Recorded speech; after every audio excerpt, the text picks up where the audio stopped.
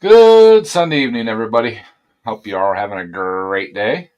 Uh, we got Cajun up here. We got Darrow up here. We got Lisa in the chat. Hello, Miss Lisa. Hey, there's Low Lids. How you doing, Low Lids? Long time no see, brother. Millie in the Yeah. background. Millie in the background. Yeah, I got my camera off. And the two L's in the background. Hey, Millie Willie. and How you doing? Howdy, everybody. So we went tractor pulling yesterday. We did some work to the tractor over the week, or actually 2 week break, but last week is when I did the work, and we had a little bit of an improvement, but still need a little tweaking. Still contemplating switching the tractor over from open twin to modified twin for next year. The way things are looking, that's the direction I'm going to go, and then just build a whole new engine and tractor for next season for the open twin. So they had first round last night. We had there were 7 tractors in our class, and they're pretty stiff competition. They're still working their new tractors this year, so they're still working the bugs out. If they get the bugs worked out of them, I will drop dramatically in the standings, So, and that engine just can't be taken any further without completely rebuilding it. So there's no sense in rebuilding that engine when I have 90% of the stuff to build a whole new engine that's better. So, but yeah, that's where we're going. So, well, like the $6 million man said, you can rebuild it and build it better, faster, stronger. Well, if we modify it to go into the modified twin class or modified 25 horse class, it just it meets all the rule requirements except for the carbon intake and having an internal governor, which are 2 super easy things. I've already got the carbon intake. Mark has the governor shaft and the gear. I just need to pull the motor and put the stuff in it, and we're in the modified twin class, 6,000 RPM. I really think that's where that engine needs to be, just basically because of the cam. I don't know what the cam is, and I can tell you that it's not what it needs to be in the class I'm in. I'm having issues with valve float and RPM limitations, so it should make a good 6,000 RPM setup. And while we have it open, I'll probably check when I had the heads off this past week, and I checked to make sure that the bores are still good in it. The pistons aren't rocking or anything, so they're not wearing out or ovoing. Just need to check the bottom end and see what we have for connecting rods. Probably throw new bearings in it, and then if it needs connecting rods, then we'll put connecting rods in it. But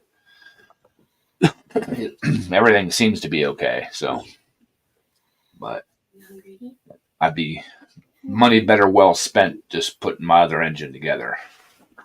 So, hey, we had Mater come in. How you doing, Mater? Let's see. What do you say? Done with the 180 cabinet order. That's a lot of cabinets. That's a whole lot of cabinets. So.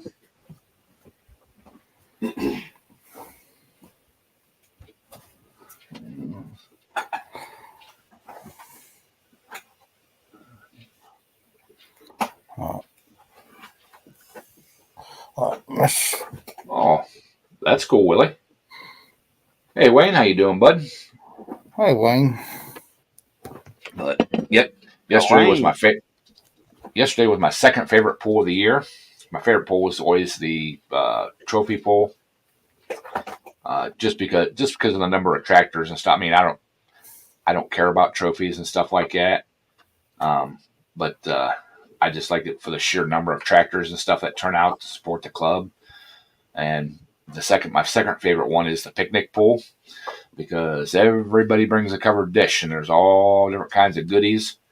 And the guy that runs the concession stand thing down at the area where we're at the park where we pull at, he made their barbecue chicken that they always have for their festival every year.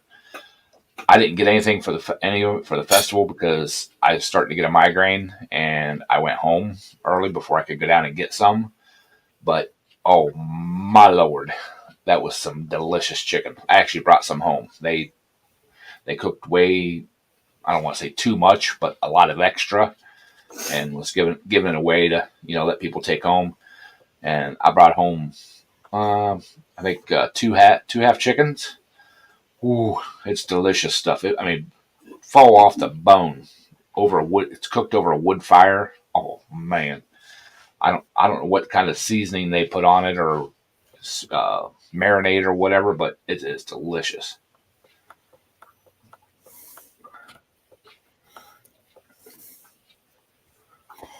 Oh, well, that's awesome, Willie.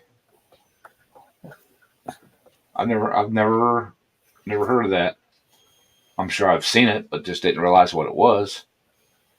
But yeah, so we had a really good turnout, and somebody must have been reading my mind, or know me or something, because they brought a whole slew of no bake cookies.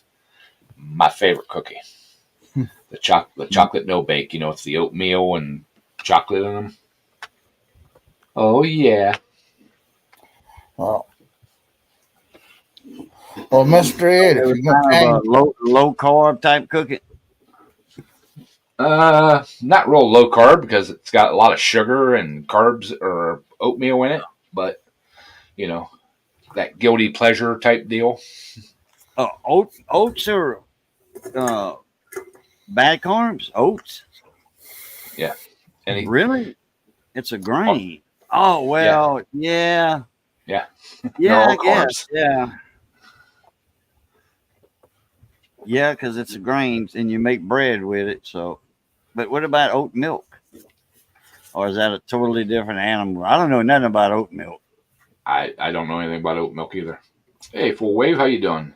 I just don't know how they do that to oat. Yeah.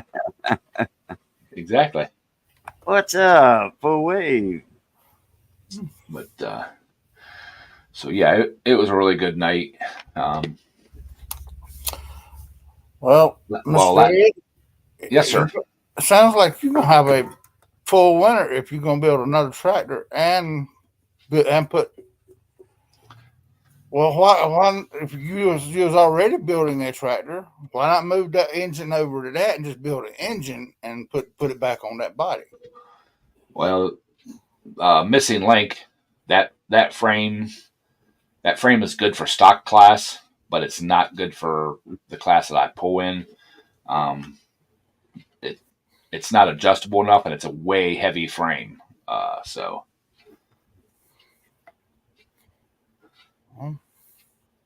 Had to dig up more daggum coffee cans, I reckon. Mason jars out the backyard.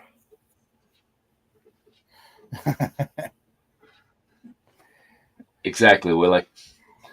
Well, that's the whole thing. My plan is to finish Missing Link, or Monkey Business, I guess. Missing Link was its original name. Finish off Monkey Business, get it going. If I do decide to, well, it's 99% going to happen. Put Plan B into the modified twin class, and then proceed to build the other tractor, because those two will give me two tractors and two classes to pull in, and technically 3 because I could take monkey business in the 20 horse and the 25 horse class. But yeah, I can. That'll give me 2, and it's just like you were saying, digging up jars, finding the funding to build to finish the build. I've got all the cheap parts bought. The expensive ones are the ones that are still, you know.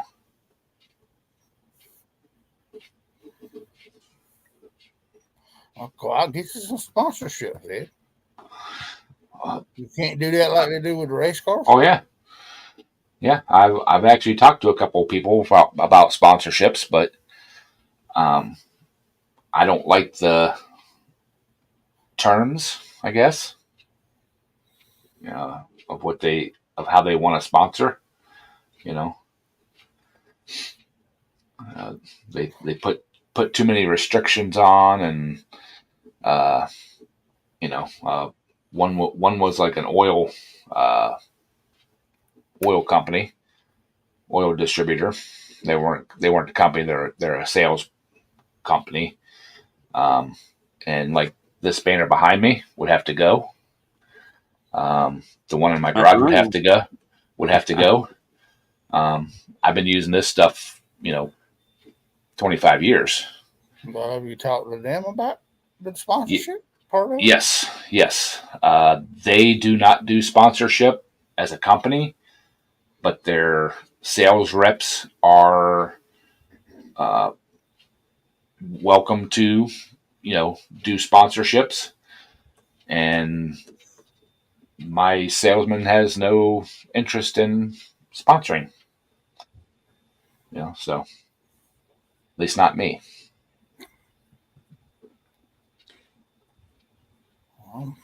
Well, I mean, you're getting a good discount on it anyway, aren't you? Ordering it through the the workplace. Yeah. I'm getting a couple dollars off a quart, but right, it's still expensive. Especially when it's so expensive. Oil is so expensive. Okay, I'm gonna give you an example. Fluid for the Jeep, transmission fluid for the Jeep. It takes that 4 ATF 4. Mm-hmm. And that O'Reilly's brand, which I forget who bottles it for them. I know who bottles their O'Reilly's oil, like the 30 weight, 40 weight, what have you.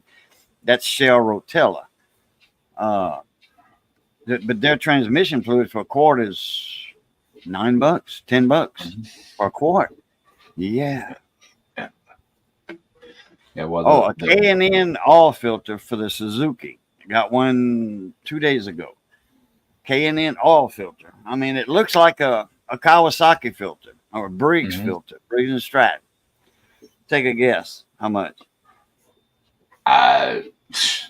Filters have went through the roof, so I have no clue what they're going to want for it. Little bitty old filter I could probably hide in my pocket, in my overalls. I could walk out with one. Nobody would see it if I was that dirty. But anyway, $20 with the tax. That doesn't surprise me. Had the receipt right there somewhere. Yeah, 20, man, for a filter. Man, I remember buying a big old for 350 Chevy engine. Right. $2.30. Yeah. To answer Willie's question on the diesel engine, we've only got a handful of diesels, and no, they all get heat fairly quick. So the hydraulic filter or warmer you're talking about sounds like it might be the thing to try. Yeah, I was just gonna say, Willie, the cooler oil filters that I put on my pulling tractors, they're Napa Gold, but they're Wix filter.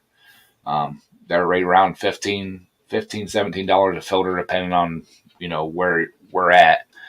And then the oil itself is, I think it's up to $17 a quart, and I use 2 quarts every 2 pulls. So, Well, I'll be honest with you.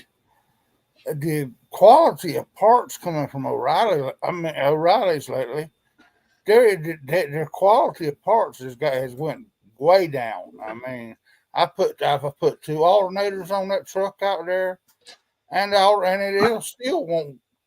It'll still go down to just about nothing on my gauge. Well, And one was a rebuilt, one was supposed to be a brand new. It was a lifetime guarantee one. The last well, one, and then we bought some more parts for my buddy's uh Barracuda and stuff down there, and I was better off buying them off eBay because the quality of parts just wasn't there no more. I mean, I've been talking to my Napa guys, and I've got a friend at O'Reilly's. I've been talking to both of them about the quality of parts and stuff, and they said we are right now in the tail end of what was made during the pandemic. So, when they were doing all the shutdowns and, limiting employees, and they were trying to push parts out and places shut down. And when they come back, they were trying to get back orders filled. So yeah. Yeah. I mean, you spend $500 for an alternator at O'Reilly's, and you expect that sucker to last, but the first one lasted 2 months, and this other one, which is supposed, they're supposed to upgrade it because of the aggravation. Mm-hmm. They give me a full new build, and I just think went out there and took it off, because I mean they've already checked it and seen it wasn't charging. So I don't know. It's which I mean at 2015, I've read somewhere that the alternator quits charging to save gasoline or something other once the battery's fully topped off. Yeah, there's something about it's not like the old one wires that they used to use.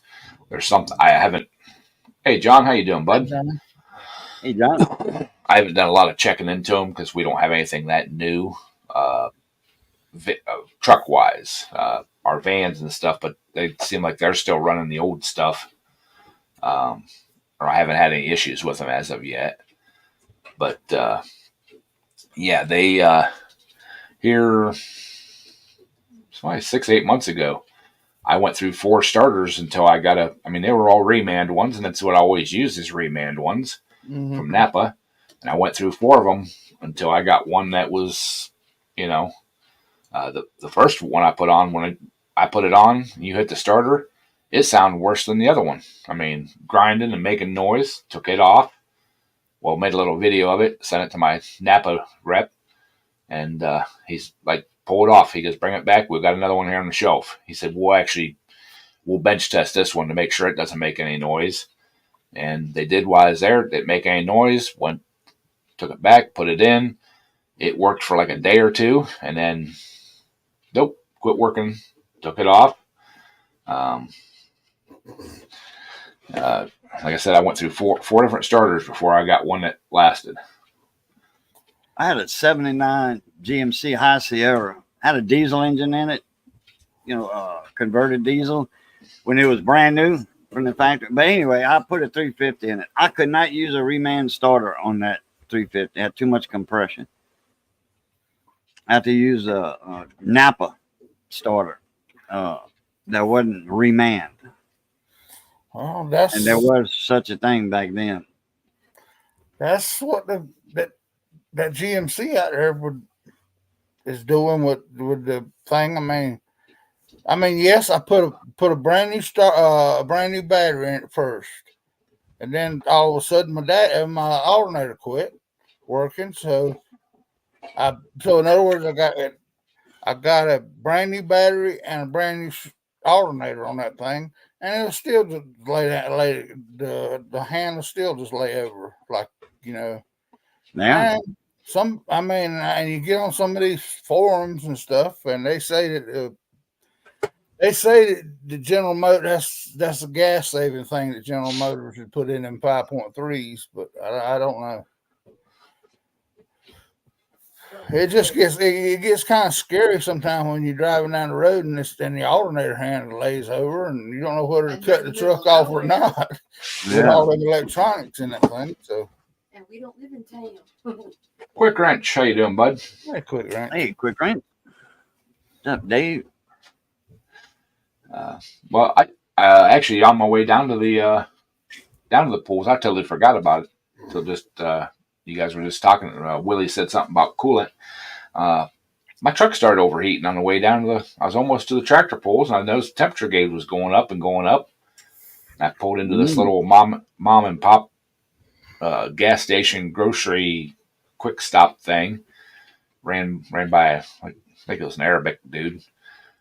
Didn't speak very good English, anyways. But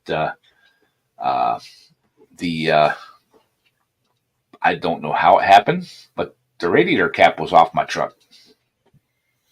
Wow. A neighbor that doesn't like you. That's not cool. Well, my truck's always locked, and you can't get the hood open without the door being unlocked. So I know I checked it not this past week, the week before. Checked all the fluids and everything in it. So I don't know if I didn't get the cap back on tight. I mean, it was fine 3/4 of the way down. I mean, I was an hour and 25 minutes into my trip. I mean, I was 20 minutes from the track. But all of a sudden, I smelled a little. I'm like, got a whiff of coolant. I'm like, what the hell is this? And looked out the temperature gauge, and it's a little above normal. I'm like, well, I just pulled some pretty big hills, and kept watching it, and it kept going up. And I started smelling more and more antifreeze. So I'm like, oh, I know this little store's up here. I'll pull in. So I pulled in and popped the hood, and the radiator cap's up off of the neck. Just, it's still there, but it was off the neck. So went in, and well, you would think this store is almost out in the middle of nowhere. I mean, there's a little town like 5 minutes down the road that has an actual gas station, a chain gas station. But you'd think a little place like that out in the middle of nowhere would have antifreeze, even if it's, 1.5 times what it should be priced, they would have some jugs of antifreeze. Yeah, Nope. I mean, if nothing else, Bottle of water, to get you by until you get there. Water to Keep a get gallon somewhere. jug of water in your truck. Well, the only thing they had was the fancy, like the Stilla water and the big, half liter bottles, or the big bottles. Yeah. Oh, they were proud of that. $5 for 2 bottles. If he Ouch. needs $5, I'll help him out. I bought 4 bottles of it. Now, when he says something negative about Honda, then we got trouble. I put 4 bottles of that in there, and it still needed some more. And I'm like, I'll be damned if I'm going to go back in there and, buy 2 more bottles, at $5 for, 2. So I'm like walking back up and looking. There's a faucet on the outside of the building. I looked at the dude. I'm like, hey, I said, my truck's overheating. I said, I need some water to put in the radiator. Can I refill those bottles of water I got out of your hose on the side of the building? And he kind of looks at me. Water back there. I'm like, no. Not for drinking. For in my truck radiator. It's overheating. I need to put water in it. Can I get some out of the hose outside? He kind of looks at me. Sure. That rat from her, she's Oh, Yeah, He wasn't on the same track as you were. yeah. No. Yeah. Well, I'm the dude that just walked in and asked for antifreeze. Yeah. It probably Well- hasn't clicked onto the other dude's mind. Why? Well, yeah, quick wrench. That's what they were saying. But I've called Chevrolet, and everything I was asking them was there bad ground, or was there ground or something that worked off of that alternator that I didn't do or something. And evidently they are evidently it does have that smart charging system on it, but it gets scary when that alternator hand gets down to about 8 as far as charging goes. but everything in the truck works. I mean, I've tried it with running with the air conditioning wide open, the radio on, the lights on, everything else, and it'll still lay down to about 8. And so, but right this minute it hasn't left me stranded anywhere since I've put those on. But and that's why I'm just kind of just I'm still gonna run this one out Really? until it No. till it leaves me stranded, I guess, and then because I don't know. I mean, I may I usually get the Chevrolet place changed oil and all, and I know that sounds bad for me about changing oil, but they can change. They have deals on it. This by the time I bought the filters and everything else, I'm cheaper to let them change the oil and rotate the tires than I am for me to get out there and do that stuff. So Millie. Look, Yeah, it's getting bad with that kind of stuff. Hey Nate, how you doing, buddy? Yeah, Hey, Nate. hey, Nate. the radioactive horse piss. Yeah. Yep. So now I gotta drain my radiator, my cooling system, and actually put because it's gonna get like freezing temperatures here in a month or so, and so now I gotta drain the system out and everything. But oh, and on Willie's comment there about the locking cap on the, I checked that, Willie. It seems like it goes on, fairly right and everything. So I'm thinking that I checked it and just didn't get it locked into place or something. So That's right. The way I would fix it it. may not. It may not have been locked in all the way, and the pressure just built up so much it pushed it off. I mean, He may not been paying attention to. We all do it. yeah, I drove it. Well, I checked it last Saturday, matter of fact. I checked the all the fluids in it and everything, and it was fine all week long. Never got hot, never got above the normal operating. But there's some pretty long and tall hills I got to pull when I'm running down there. And yeah, I finally fixed my the red truck from doing that when I started going up. Started climbing these mountains down here. When we was heading to house in South Carolina, we was driving it back and forth for a while, and I ended up having to put a bigger radiator on it, and I also put a transmission cooler on it. And I had to walk up that mountain with no problem, without even moving on the hand of it. But yeah, you're looking at a 33-year-old truck trying to pull a load up that doggone mountain, and it kind of made me worry. So I knew the radiator was old. I knew the transmission cooler was old. So I actually didn't have a transmission cooler on it. But so while I had it apart, I went ahead and put the transmission cooler on it and all that stuff. Well, see, my truck already has the auxiliary transmission cooler and all that kind of stuff on it, because the guy that had the truck before me, he towed a trailer with it, so he had the towing package and stuff. And no, Nate, it's not the 318. It's the 4.7 liter that comes in the newer, the 05s and stuff like that. Mm-hmm. Same end, yeah, 4.7. Yeah, 4.7 V8. It's the same engine they put in the 1500s. Same motor, transmission, transfer case, everything. No, it's not the fan, the cooling fan and everything is working fine. Matter of fact, after I put the water in it, I drove the rest of the way down. The temperature was down. Uh, checked it after I got there to make sure there was nothing, no wet spots or anything, and drove all the way home, pulling the same hills and stuff, and it never got warm or anything. But you, So you did put the radiator cap back on. yep, yeah, Oh, I wait. checked it. I checked it when I got there and made sure that it wasn't like blowing, that it didn't go bad and was blowing by or whatever. And then right before I left, after I got everything loaded up, I popped the hood, had a flashlight, checked down in to make sure that, the water didn't, if there was a leak or something somewhere that the water was coming out of. Nope, still topped off right to the very top of the radiator like it's supposed to be. Cap was on tight. I made sure the cap went back on and locked in and was on, and no issue all the way home. Yeah.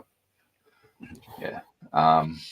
Yeah, I don't think it's a thermostat sticking or anything, Nate. Like I said, the radiator cap was still laying on top of the filler neck, but it was kind of cocked off to the side, and she was fairly warm, when I pulled over. Hey, Billy. Hi, Billy. Yeah, that spark plug that Lisa's talking about. Yeah, we was trying to save from having to go to the Honda dealership, and O'Reilly's and Advanced Store didn't have one. We They just want to treat me like I was a dumbass. That's why I hung up on we them. had to go. We called Napa, and they said that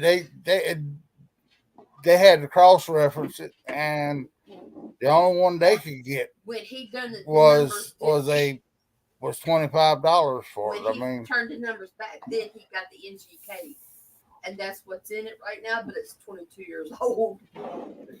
yeah, I gotta get a better 8 or 9 on it. but I mean that's Yeah, them two guys, they were like, "What the hell?" I ain't about to put nothing. Hey, anything we bought, tell them how much your part was when the front thing locked up on it.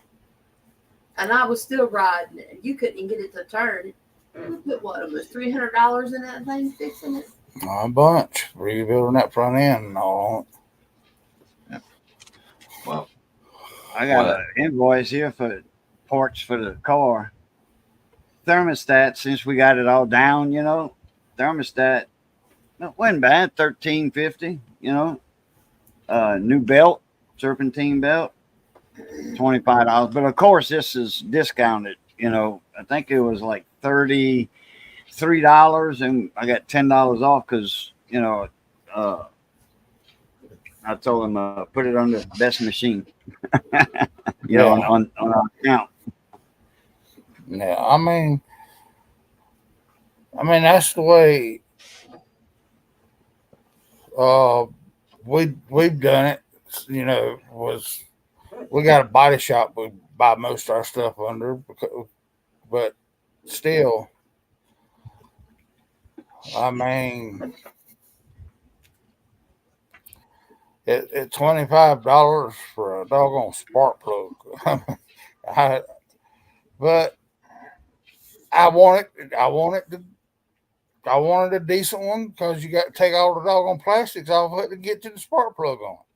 mm-hmm. The side, and then it's right there, straight up. Should be a different color than the engine.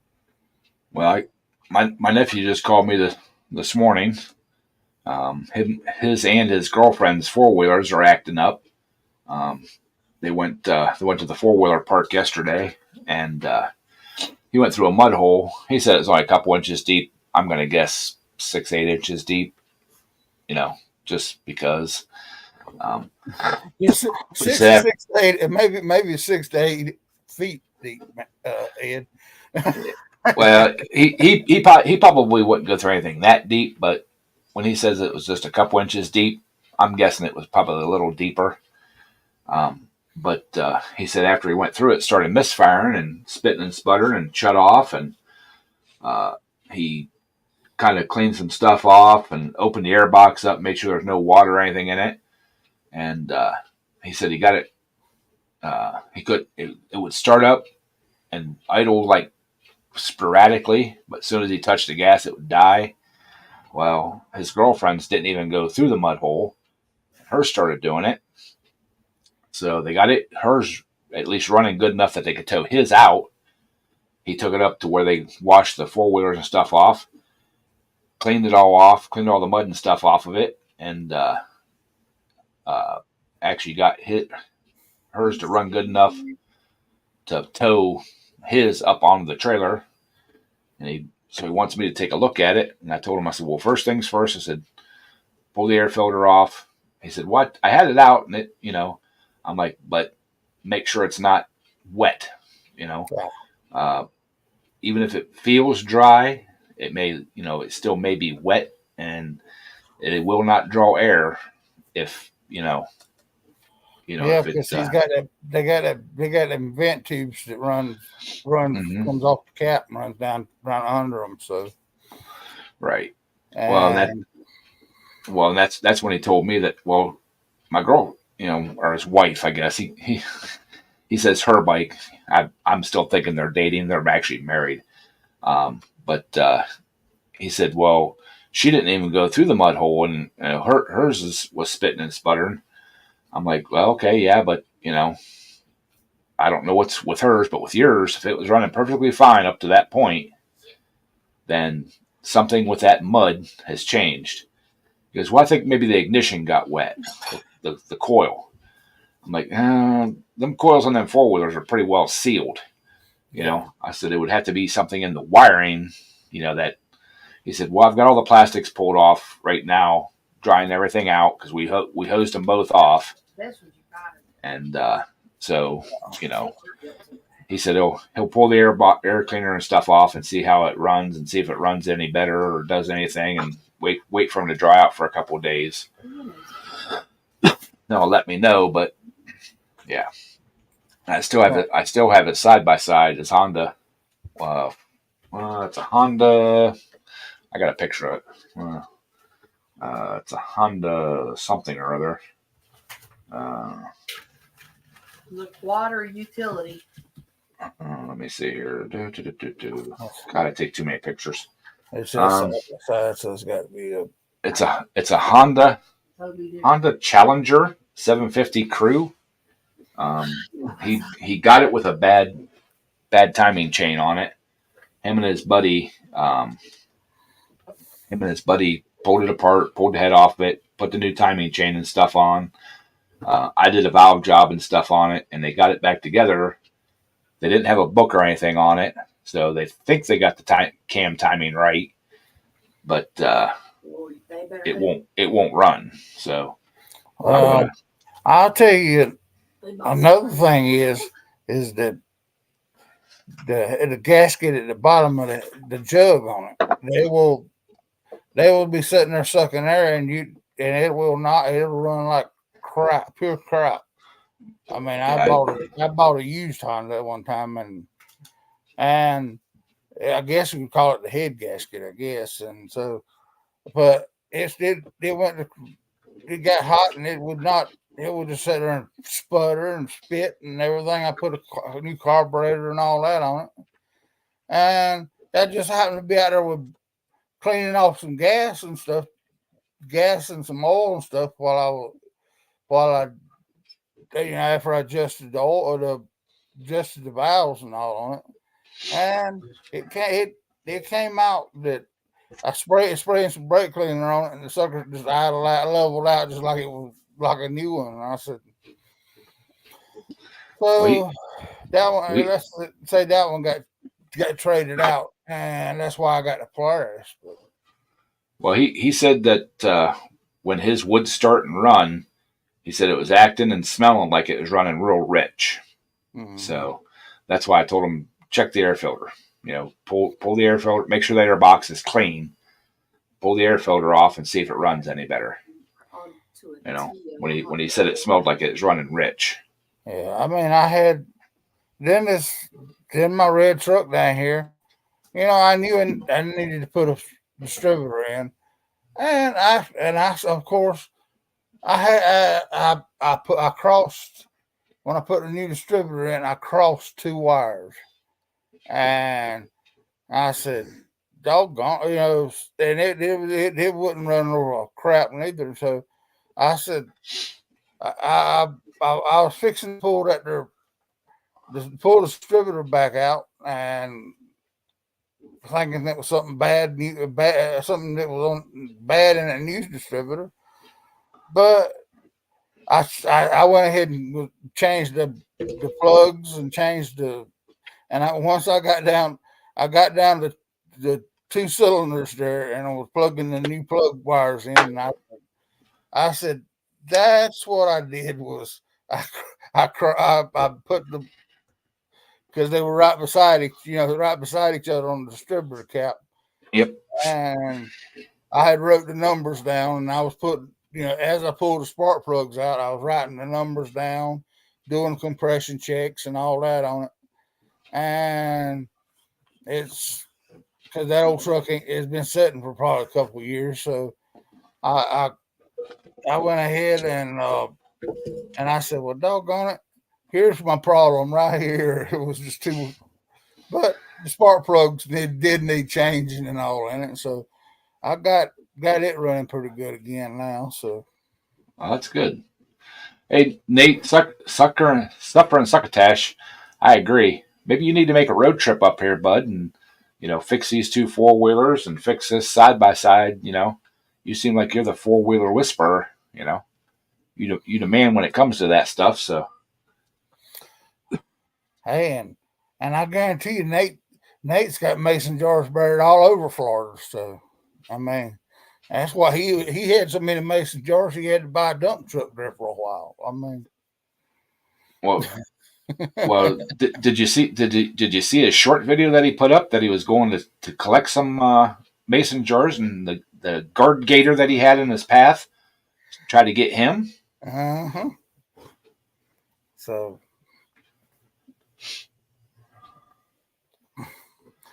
well, that's awesome. Got to take home a second place. I got to take home the first round. I got a second place, and the second round I got a first place. Yeah. So I was pretty happy. Of course, the first place was by a disqualification, but I'm gonna actually buy him some bungee straps and take down to him, because it seems like he keeps losing weights. They keep bouncing off or whatever. So I'm gonna buy a handful of rubber bungee straps and give them to him. Say, here, I don't like taking first place just because disqualification. Well,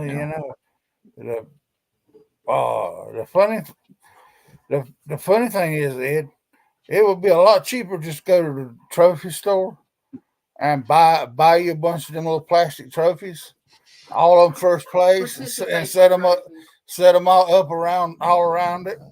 Throw you a few blue ribbons in there and stuff, and it would be a whole lot cheaper than rebuilding the engine and all that stuff. So.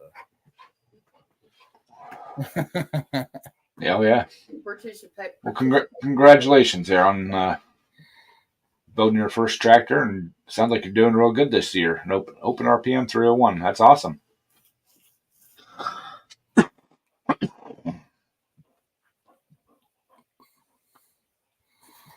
But yeah, so the polls went real well yesterday. Nobody had any mishaps or anything like that. But there are, like I said, there are 3 or 4 tractors that have started coming to these polls, this club, and in my class. That once they get them lined out, they're going to be something to contend with. So, time for me to step up my game. Didn't Mark say he give you a set of rails to build a tractor out of them?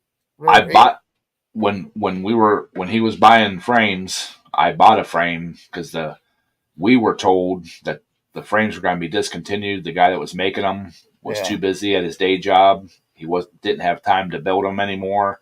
wasn't going to build anymore. So he bought like a half a dozen of them, and I bought one for because I knew I was going to do a future build. And here it turns out, a couple years later, he's back to making them again. They were so popular and such a demand for them that he went back to making them. Which, I mean, we still got them cheaper than what they're selling for now, but uh, you know. But yeah, I've got a complete frame. I did not buy the dash tower or the sheet metal for it, but I plan on building all that stuff myself. I just wanted the frame rails themselves, because they're really nice. They're fully adjustable. You can control the torque of the frame and stuff.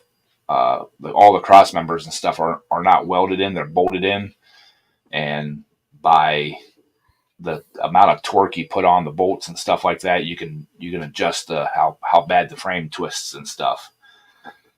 Yeah, it's better to have boat, just like an aluminum flat boat. Like down here, I'd rather have a riveted boat than a welded boat in rough waters.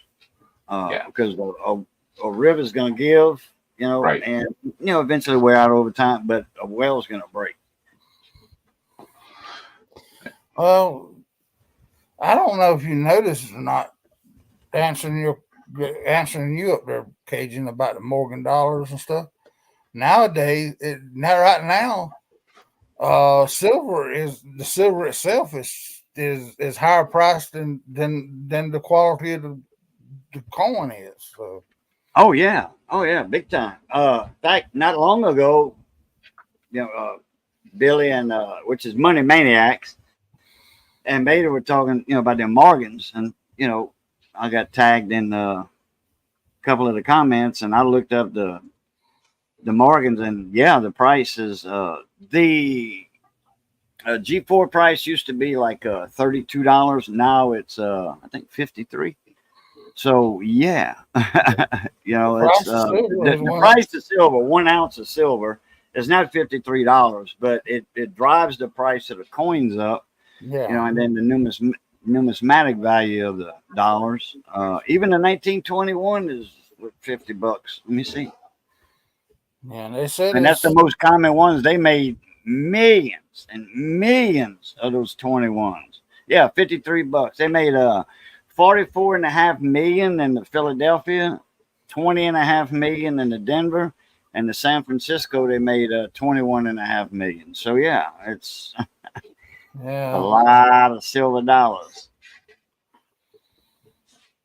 That's what I'm saying.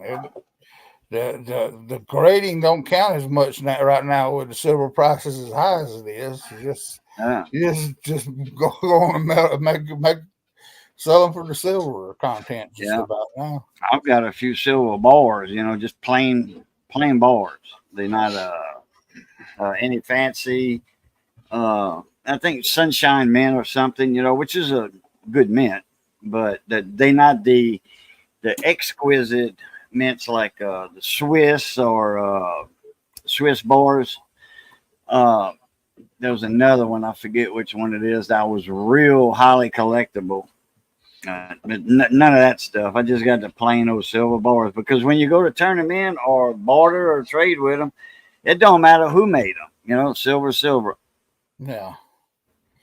So now that's the problem. See, if Ed would quit using them gold plated points and all that stuff in them lawnmower and them pulling tractors.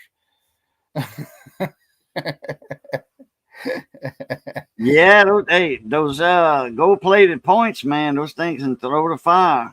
Yeah, make good contact. He's gonna have a heart attack when he goes to buy his next set of gold plated points and all that stuff. See, that's where I got you guys. My tractors don't use points and condensers. It's all like CDI. Yeah, I've got crank trigger ignitions, and I've got just the regular stock coil type style coils on them. Y'all use any CDI products? No. No. Okay. CDI, they're right here in Mississippi, right next door to to the Louisiana.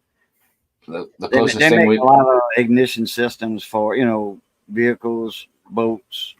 the closest thing we get to that is the crank triggers, but they're actually made by the pickups are made by another company, and the place where we buy them makes the bracket that they mount onto, and it's just a 12-volt magnetic switch is basically all it is.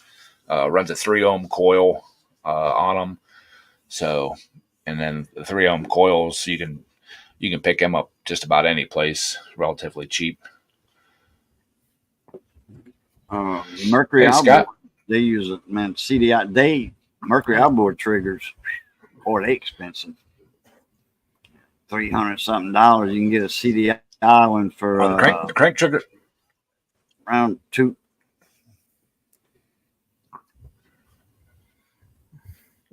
Yeah, the crank triggers aren't cheap to run, but they're a whole lot more accurate, and they fire a lot hotter. The coil I had on Plan B before I left the ignition switch on and melted it down, I think it was rated for 80,000 volts. It will wake you up in the morning. Oh yeah, So knock the fire out you.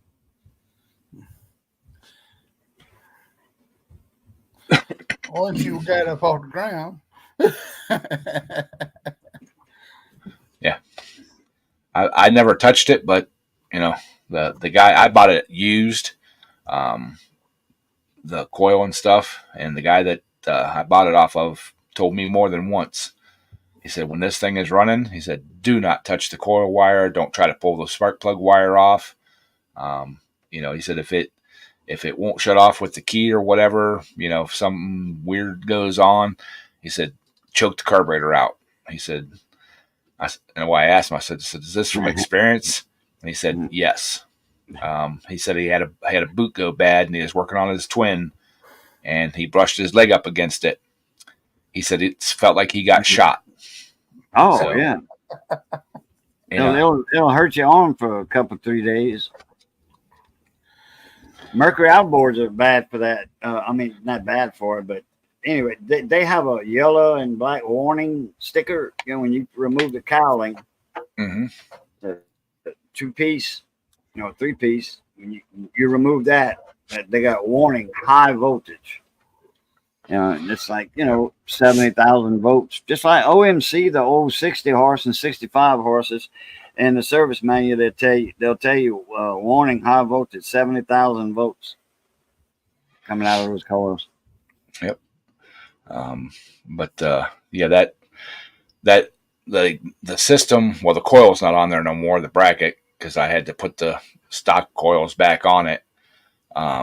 But I still have the bracket and stuff. I just need to buy a new coil itself.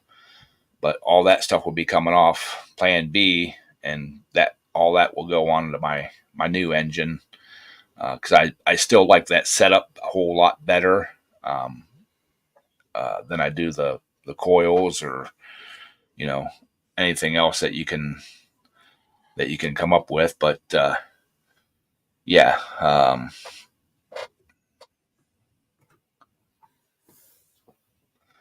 But I just plans running through my head of what I need to do and what I need to get done and everything. So it'll definitely be an interesting winter, especially soon as the pulling stops and I can actually get back to working on other stuff and not working on pulling tractors to get them to a pole the next weekend or next couple weekends. So. Yeah, Nate, I figured you had a bunch of mason jars. But yeah, like I said, he posted that video on that gator, and that he said it was to his hunting stand. Mm-hmm.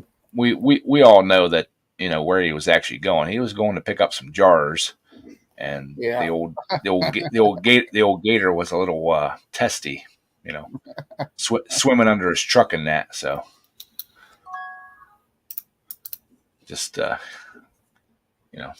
I said, he said he said the gator's to protect his hunting spot. Yeah. No. we know what's up down there, you know.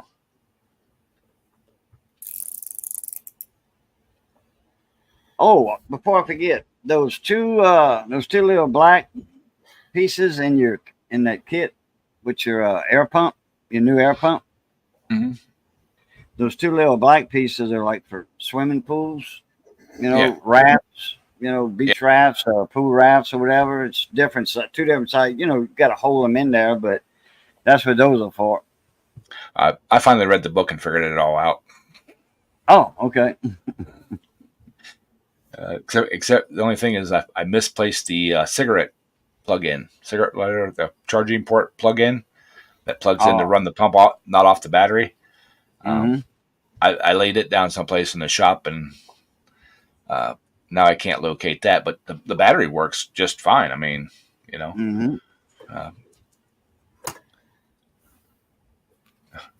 Nate says he hasn't been back since. Yeah. Mater, I know there's a lot of clubs down there in Texas. It's just Texas is so big; and they're spread out so far.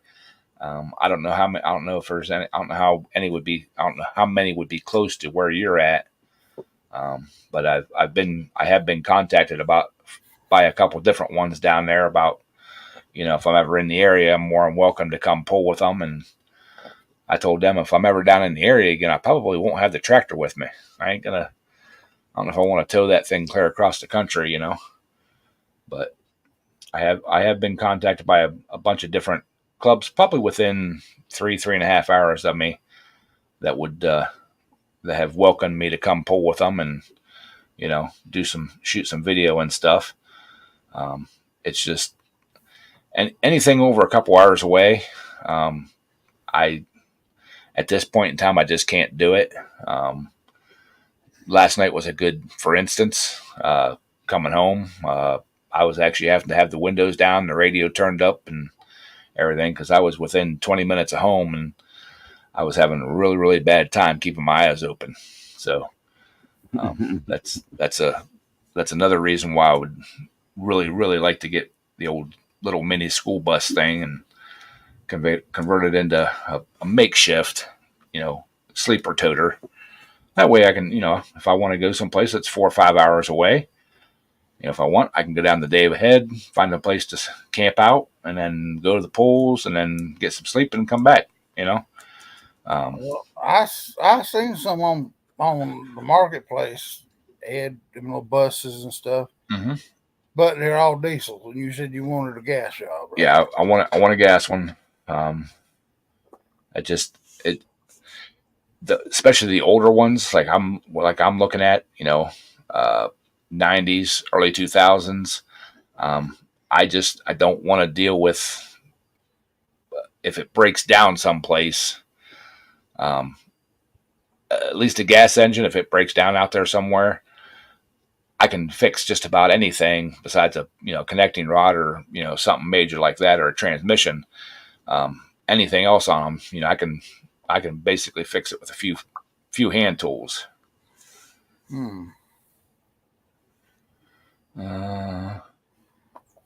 Actually, right now, no, I do not have a working generator. At the moment, the one I had that I got running and everything, the last bad power outage I had, it was working before, but I fired it up and was going to plug my refrigerator in to make sure the refrigerator stayed cold, and it was not putting out power. And I did not mess with it after that. My brother bought his big generator over, and it's doing fine, or it did fine.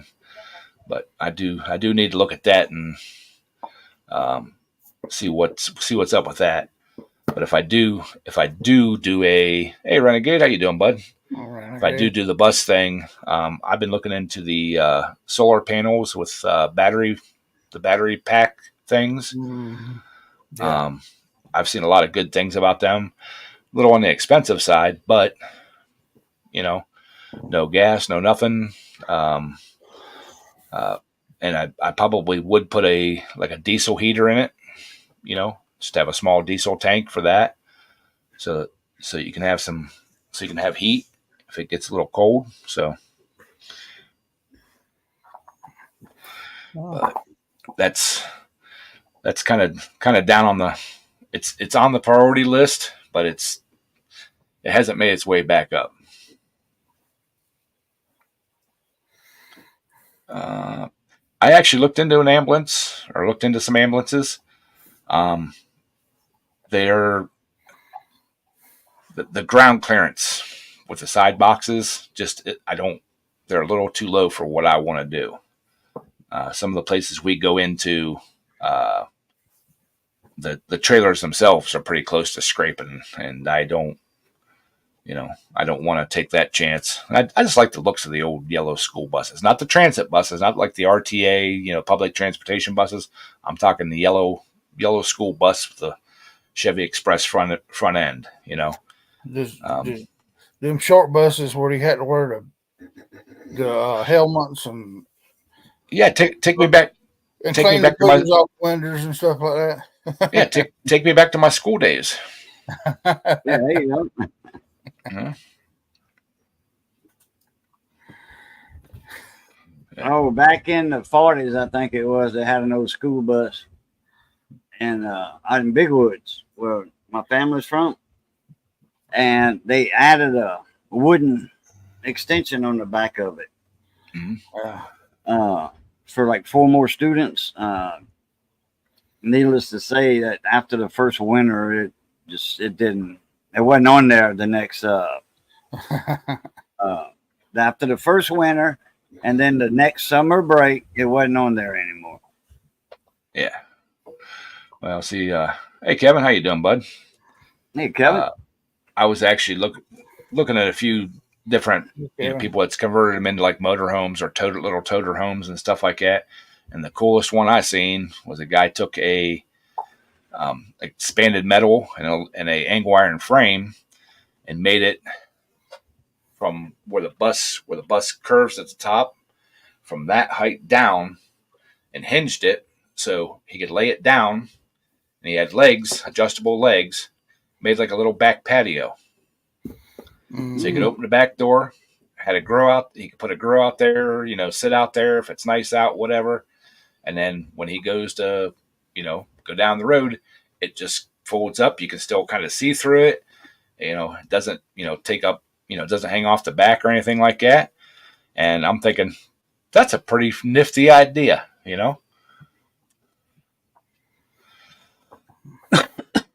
But so I know where there's a few of them buses sitting, and like I said, it doesn't have to be a running driving unit. As long as the chassis and everything else is there, I can do an engine swap into one.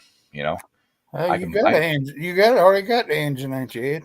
I've got a 5.3 in my old Chevy, and I know where I can get a couple 6 liters. 6 liters with automatic transmissions. So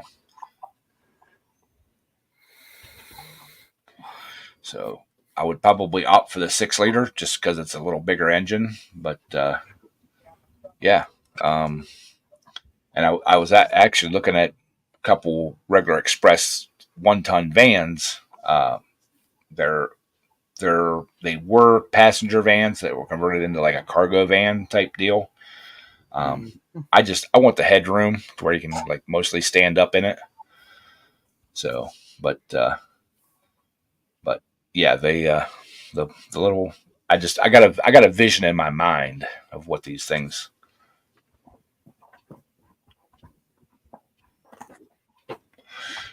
Yeah. So, all right, y'all, it's been an hour, so we're going to end this here. Appreciate y'all coming in, hanging out and watching, and, hopefully, we can get some more good content coming out. The cooking video this Wednesday should be a fairly good one. I think so. It's what I took to the tractor pull covered dish deal. So, and I had a lot of compliments on it. So, look for that one. And then the Saturday will be the tractor pulls. And if you are watching the tractor pulling videos, especially if you are at the pulls, it's cool to click through and find your hook. But please let the video play. I've noticed that on them videos there, I know they're like an hour long. I know they're kind of long. Trust me, I know they're long because I have to edit them, and I've got hours of footage that I have to edit down into that short little, time span that as small as I possibly can. I'm not getting the full watched, a lot of watch time, Because getting a lot of views, they got blocked. just the watch time ain't there. So it does kind of help, that watch time does kind of help subsidize, buying the camera equipment and, taking the time to do the editing and stuff, because it'd be just as easy for me just to set the camera up like I do to video my pull, video my class, and post my pulls, my hooks. I love the sport of pulling. That's why I video the whole first round and try to get everybody's hooks and show everybody doing what they do. And, just, give me a little return on investment, y'all. So anyways, I'm done rambling. Catch y'all. Love y'all. And, Cajun, you want to take us out, brother? Yes, sir. I appreciate the link. Yeah, appreciate you having me up. Good seeing everybody again. Panel and chat. And y'all know the routine. It's good being north of the grass. Y'all stay safe. Be that way. Be that way. Stay safe. And as always, love, peace, and crackling grease. Catch y'all later. Pluton. Later. Later.